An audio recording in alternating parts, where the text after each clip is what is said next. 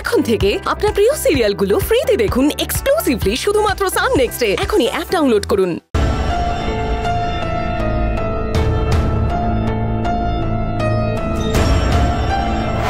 আমি ভাবছিলাম আবার বক্সিংটা শুরু করব।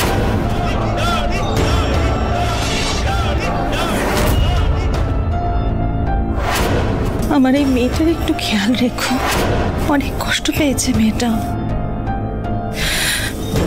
আর যেন পেতে না হয়।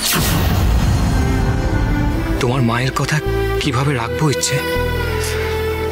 আমি তো জানি বক্সিং এর মধ্যে তুমি থাকলে তুমি সুখে থাকবে, কিন্তু বক্সিং যে তোমার ক্ষতি করবে, আমি তো তোমায় বক্সিং করতে দেব না।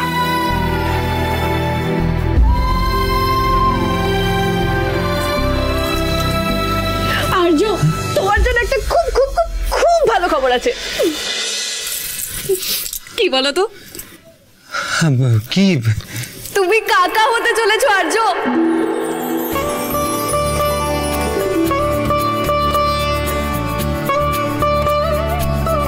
আর্য, কি হলো? তুমি শুনলে আমি তোমায় কি বললাম?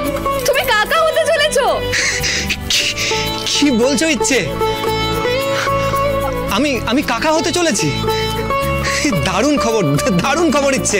এই তো ডাক্তারবাবু এক্ষুনি জানিয়ে গেলেন। সত্যি ইচ্ছে, আজকে তুমি না থাকলে কি না কি হয়ে যেত। ভাগ্যিস তুমি ছিলে।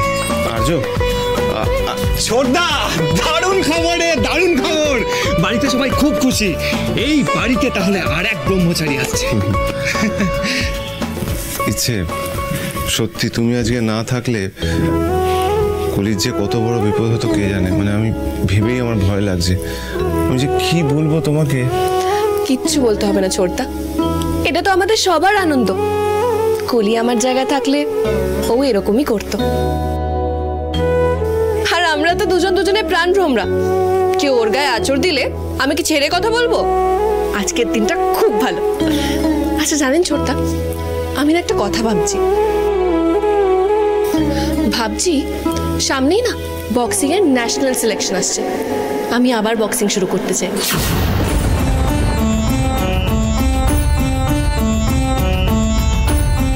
দেশকে রিপ্রেজেন্ট করতে চাই আমি।